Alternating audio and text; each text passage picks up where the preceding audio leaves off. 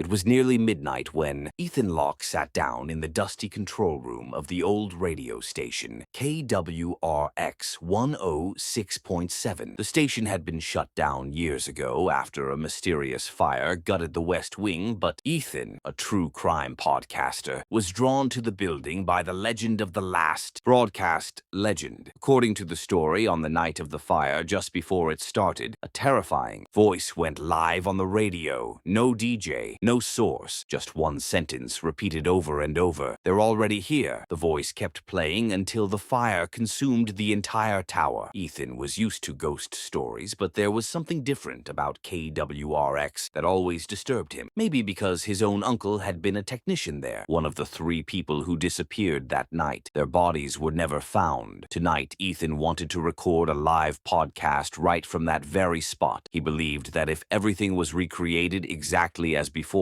maybe whatever happened then could happen again. He had with him a field recorder, a flashlight, and some basic gear. Ethan broke the lock on the side door. The air inside was stale, filled with the smell of burnt wires and rotting walls. Every creak of the wooden floor sounded as if someone was walking right behind him. The control room was still mostly intact, except the glass between the studio and the booth had shattered. Above, the on-air sign was blinking. Despite there being no power in the station, Ethan quickly set up. He started the recorder, hooked up the mic, and said, "Welcome back to Dead Frequency. I'm Ethan Locke, and tonight we're broadcasting from inside the KWRX station where 3 people vanished in a strange fire." His voice was confident, but inside there was an uneasy feeling, as if someone was watching him. The recording was rolling. Ethan narrated the station's history, the events of the night of the fire, and mentioned the strange voice. Then he turned off his flashlight. "If anything is going to happen, it'll happen in the dark," he said into the mic. There was silence for a while, then a sound static. It didn't come from his equipment. It came from inside the building. Slowly, it formed into a voice. "They're already here." Ethan froze. This wasn't a recording. It was live. He quickly checked the recorder, but nothing was being captured. The speakers echoed again. "They're already here," over and over. Then the voice changed. "Why are you here, Ethan?" His name. The voice knew his name. The voice from the speakers now sounded more twisted, like it was dragged across gravel. "He burned with us." Ethan could barely breathe. Who burned with you?" he whispered. The lights began to flicker. Shadows darted around the room without any clear source. Ethan looked toward the booth. Behind the shattered glass, someone was standing, watching. A tall, thin man, his skin blackened like smoke, eyes glowing like embers. His mouth was open, but the voice was still coming from the speakers. "You brought them back. We were almost free." Ethan turned on his flashlight. The man vanished. The studio was empty. But then the studio door slowly creaked open. He had never left it open. Ethan picked up the recorder and spoke into the mic. "This isn't a prank. Something is really here." Suddenly the temperature dropped. Frost formed on the glass. His breath turned visible, like in winter. He ran toward the hallway door, but it was shut tight, like someone had sealed it. Behind him, a voice spoke again. "You never left the fire." He turned and saw the control board powering on by itself, dials spinning, switches flipping. Then his uncle's voice came through. It was an old recording, one Ethan had heard as a child. A ghost story his uncle once told on Halloween. But this time, the ending was different. "And if you're listening, I'm still here." Then silence, and then laughter. But not normal laughter. It was painful, eerie, like dozens of voices laughing together. It bounced off every wall. Ethan dropped his gear and sprinted toward the window. Tried to smash it, but instead of glass, his hands hit cold steel. The hallway lights began turning on one by one. With each light, a shadow appeared, burned figures, all staring in one direction toward the control room. One of them raised its hand and pointed at Ethan. "We told you not to return." Ethan stepped back. "What do you want?" he shouted. A voice replied. "To finish the broadcast." The on-air sign turned blood red. The entire setup came to life. A high-pitched tone blared from the speakers. The desk grabbed Ethan's hand, forcing him toward the mic. He couldn't pull away. Something was holding him in place. Then came a voice his own, a deafening crack like lightning. "This is Ethan Locke, and I'm joining the frequency." The walls shook. Everything dissolved into static, and then silent. 2 weeks later, a team of paranormal investigators found Ethan's recorder inside KWRX. The room was untouched. The recorder was still running. The final 30 seconds were static, but at the very end, one voice whispered, "Dead frequency never ends."